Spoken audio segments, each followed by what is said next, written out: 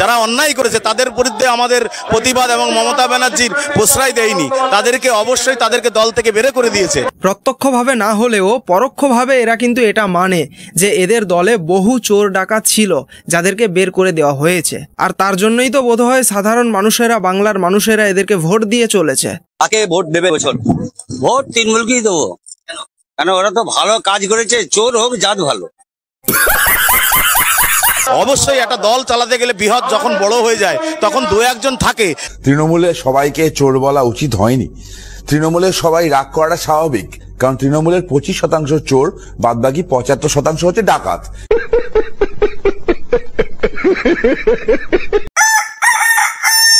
বাংলার মাটিতে যদি একটা বৈধ ভোটারের নামও বাদ যায়, আমরা লক্ষাধিক মানুষ নিয়ে বিজেপির নেতাদের বাড়ি ঘেরাও করবো, একটা বিজেপি নেতাও বেরিয়ে জবাব দেওয়ার মতো সুযোগ পাবেন না।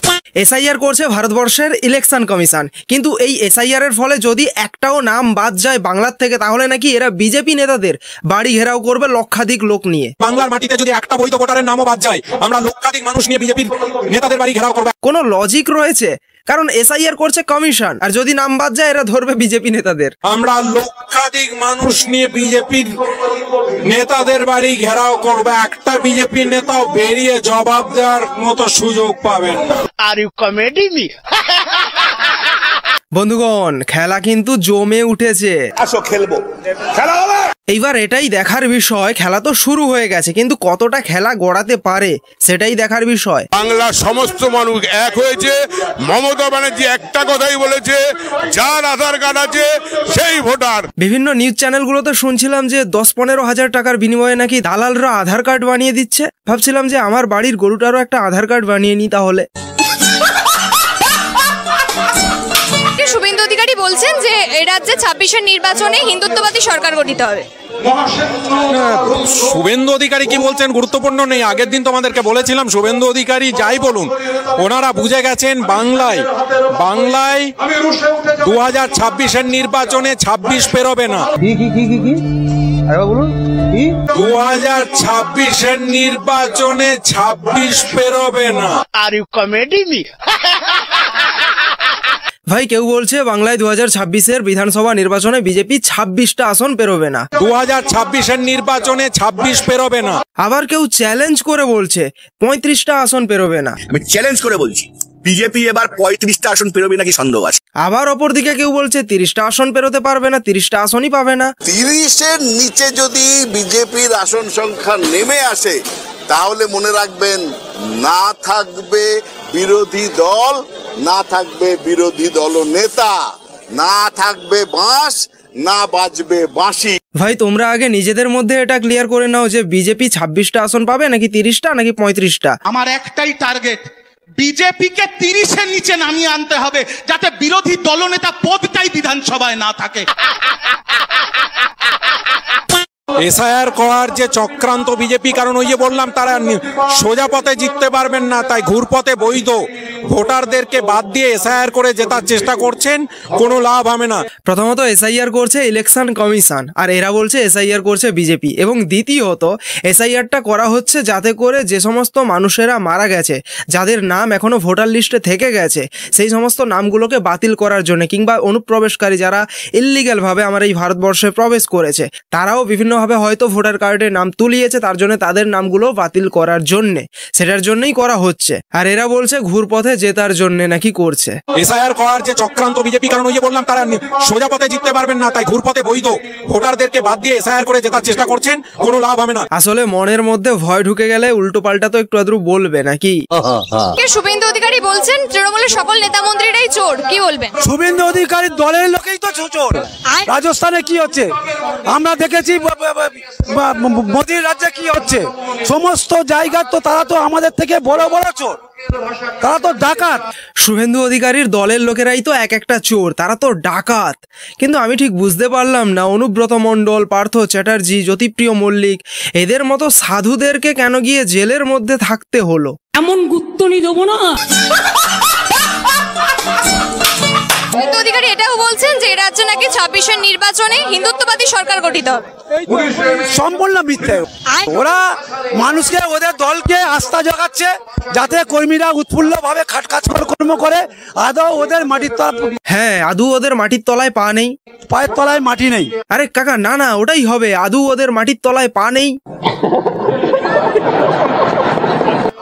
বাংলায় মুখ্যমন্ত্রী মমতা বন্দ্যোপাধ্যায় মানুষের পাশে ছিল, আছে, থাকবে।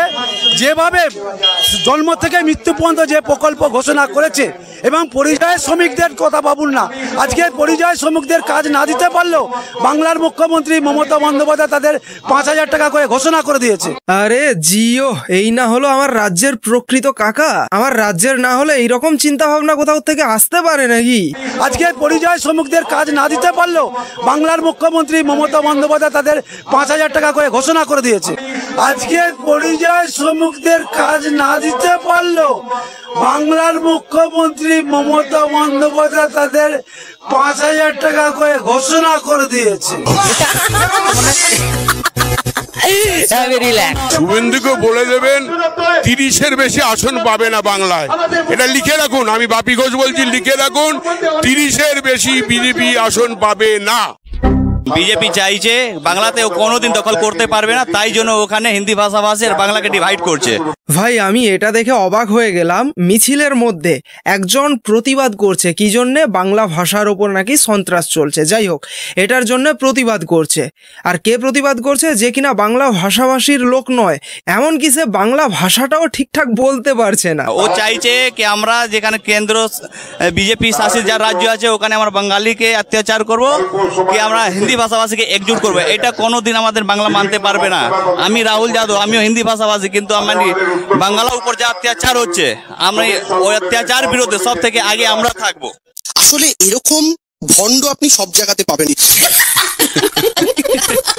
এখানে আমরা কোনোদিন এসআইআর কে মানবো না। আমার দিদি, আমার যে বাংলা সিএম আছে, উনি কোনোদিন এসআইআর কে এখানে করতে দেবে না। আরে ভাই, অলরেডি বাংলাতে এসআইআর ঘোষণা হয়ে গেছে, ডেটও ঘোষণা হয়ে গেছে। সুতরাং বাংলাতে তো এসআইআর হচ্ছে, এবং তোরা যাকে মান্য করছিস না যে এসআইআর করতে দেবে না, এসআইআর তো হচ্ছে, ইলেকশন কমিশন বলেই দিয়েছে। সো তোরা যার ভরসায় আছিস যে এসআইআর করতে দেওয়া হবে না, এসআইআর আটকানো তো দূরের কথা, তিনি কিচ্ছু করতে পারবেন না। এই বিজেপি সরকার 26 সালে আমাদের পশ্চিমবাংলায় 50-এর নিচে নেমে যাবে। 50?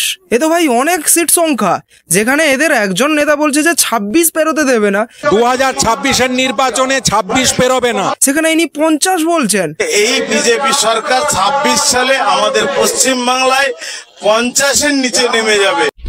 যারা অন্যায় করেছে তাদের বিরুদ্ধে আমাদের প্রতিবাদ এবং মমতা ব্যানার্জির প্রশ্রয় দেয়নি, তাদেরকে অবশ্যই তাদেরকে দল থেকে বের করে দিয়েছে। প্রত্যক্ষভাবে না হলেও পরোক্ষভাবে এরা কিন্তু এটা মানে যে এদের দলে বহু চোর ডাকাত ছিল যাদেরকে বের করে দেওয়া হয়েছে। আর তার জন্যই তো বোধহয় সাধারণ মানুষেরা, বাংলার মানুষেরা এদেরকে ভোট দিয়ে চলেছে।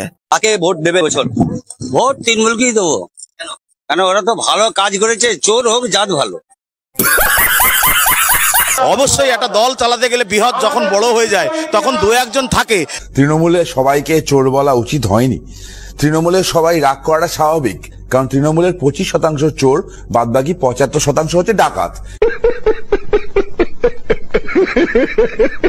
পশ্চিমবাংলার মানুষ সচেতন, পশ্চিমবাংলার মানুষ বিজেপিকে ঘৃণা করে। পশ্চিমবাংলায় বিজেপি কিন্তু ক্ষমতায় আসবে না, যতই চেষ্টা করে কেন কোনো কাজ হবে না। ইনি পশ্চিমবাংলার বিজেপির ভবিষ্যৎ বলে দিচ্ছেন। ইনি বোধহয় আগের জন্মে অ্যাস্ট্রোলজার ছিলেন। মুখ্যমন্ত্রী 2011 ক্ষমতা এসছে মমতাদি, সাধারণ মানুষের আশীর্বাদ নিয়ে উন্নয়নের কাজের মাধ্যমে। তো যেভাবে উন্নয়ন হচ্ছে, তা কাকা কি উন্নয়ন হয়েছে একটু বলো দেখি। লক্ষ্মী ভান্ডার থেকে আরম্ভ করে, সবুজ সাথী থেকে আরম্ভ করে, বেকার ভাতা আরম্ভ থেকে এমন কোনো উন্নয়ন নেই যে পশ্চিমবাংলার মানুষের ঘরে ঘরে পৌঁছায়নি। হ্যাঁ, একদম যা বলেছেন, এগুলোই তো আসল উন্নয়ন। আর এগুলো করলেই তো রাজ্য এগোবে, দেশ এগোবে। আর তার চেয়ে সবচেয়ে বড় কথা, যুবক এবং যুবতীরা কাজ পাবে এবং তাদের ভবিষ্যৎটা আরো সুন্দর হবে, তাই না? আজকে পশ্চিমবাংলায় যাদেরকে পরিযায়ী শ্রমিক বলা হচ্ছে, তারা দক্ষ শ্রমিক, তারা ভালো কাজ জানে, সেই জন্য বেশি পয়সা দিয়ে বিদেশে নিয়ে যাওয়া হচ্ছে। আরে কাকা, আপনার তো বড্ড ভুল ধারণা রয়েছে। আমার এই বাংলার ছেলেরা খুব ভালো কাজ জানে, তার জন্যই তাদেরকে বেশি পারিশ্রমিক দিয়ে তাদেরকে বিদেশে নিয়ে গিয়ে কাজ করানো হচ্ছে, এমনটা নয়। আমার এই বাংলার ছেলেরা বাংলাতে কাজ পাচ্ছে না, সেই কারণে তারা বাইরে যেতে বাধ্য হচ্ছে। এটাই। প্রত্যেকটা মানুষের ঘরে উন্নয়ন পৌঁছে গেছে, সেই উন্নয়নের স্বার্থে 2026-এ আবার মুখ্যমন্ত্রী মমতা ব্যানার্জি হবে, এটা নিশ্চিত। পশ্চিমবাংলার মানুষ চাইছে এটা। আমার এই পশ্চিম বাংলার মানুষ ঠিক কি চাইছে? ইনি যেটা বললেন ঠিক এটাই চাইছে নাকি অন্য কিছু চাইছে? তোমরা একটু কমেন্ট করে জানাবে তো। আমরা এর কাগজও দেখাবো না, আমরা এসআইআর কোনো মতেই মানছি না। নির্বাচন কমিশন বললেই যে আমাদের মানতে হবে এমন কোনো কথা নেই। কোনো বাংলাদেশি কেউ নেই, কোনো রোহিঙ্গা নেই, এখানেও সবাই আছে, যারা ঘাম ঝরায় তারাই নাগরিক, আমরা এটাই মানি। আমি এখনো বুঝতে পারছি না এসআইআর নিয়ে এদের এত ভয়টা কিসের। এখনো পর্যন্ত আমি আমার বাড়ির কাছের একজনকেও এসআইআর এর প্রতিবাদ করতে দেখলাম না বা এসআইআর এর বিরোধিতা করতে দেখলাম না। কিন্তু এরা ঠিক কি জন্য এসআইআর এর এতখানি বিরোধিতা করছে সেটা তো এমনি বোঝা যাচ্ছে। মুখ্যমন্ত্রীকে হারিয়ে দেবে। আমি পূর্ব মেদিনীপুরের তমলুকের মাটিতে দাঁড়িয়ে বলছি, মুখ্যমন্ত্রী মমতা বন্দ্যোপাধ্যায় থাকবেন, বিরোধী দলনেতা বদলে যাবে, পাল্টে যাবে। পূর্ব মেদিনীপুরে যেখানে দাঁড়াবেন সেখানে হারাবো, সেই মাটিতে হারাবো। বাংলা থেকে আর খাতা খুলতে হবে না বিজেপিকে। আমি শুধু এটাই ভাবছি, এরা যে ভোটের পূর্বে এখনো এসআইআরটাই হলো না, তার পূর্বে এইভাবে যে চিৎকার করছে, গলা ফাটাচ্ছে, বাই চান্স যদি উল্টে যায় তখন ঠেলা সামলাতে পারবে তো? হিন্দুরা যদি জাগ্রত হয়, বাড়ি থেকে বেরিয়ে এসে ভোটটা করুন, ছুটি কাটাবেন না। ছুটির দিন একটু ভালো মন্দ খেয়ে ছুটি কাটাবেন না। ধমকে দিয়ে গেছে পাড়ার পেঁচু, গাল কাটা, নাক কাটা, হাত কাটা দিলীপ, বাড়ি থেকে বেরোবেন না, এটা করবেন না। This is last chance. বাড়ি থেকে বেরিয়ে হিন্দু ভোট করুন, 85% অন্তত ভোট করুন, দেখবেন বাংলায় সব ঠিক হয়ে গেছে। রতন টাটার কোম্পানি, টাটা কোম্পানিও ফিরে আসবে, বাইরে চলে যাওয়া শিক্ষিত যুবকরাও আসবে, সরকারি কর্মচারী, পেনশনার, শিক্ষকরাও ডিএ পাবেন, সব হবে, বেকাররা হাসবে, শিল্প হবে, প্রাইভেট স্কুলে বাচ্চাদের পাঠাতে হবে না, সরকারি স্কুলেই পাঠাবেন, এমন পরিকাঠামো বিজেপি তৈরি করে দেবে। আর ধর্ষকদেরকে সকালে নেবে, 24 ঘন্টার মধ্যে জমা এবং খরচ করে দেবে। যাই হোক, আজকের ভিডিওটা এখানেই শেষ করছি। কেমন লাগলো ভিডিওটা অবশ্যই কমেন্টের মধ্য দিয়ে জানাও। ভিডিওটাকে একটা লাইক করো, কমেন্টস করো আর শেয়ার করে দিও একটা অবশ্যই। আর চ্যানেলটাকে যারা যারা এখনো সাবস্ক্রাইব করোনি অবশ্যই সাবস্ক্রাইব করে নিও। আর আমার নতুন চ্যানেলটাকে ভাই তোমরা কেউই সাবস্ক্রাইব করছো না, এই ভিডিওর কমেন্টে আমি পিন করে দিলাম লিঙ্কটা, সেখান থেকে গিয়ে আমার নতুন চ্যানেলটাকে সাবস্ক্রাইব করে নাও। 1000 সাবস্ক্রাইবার হলে ওটাতেও সেম কন্টেন্ট আসবে, একই ধরনের কন্টেন্ট। তো দেখা হচ্ছে নেক্সট ভিডিওতে। জয় হিন্দ।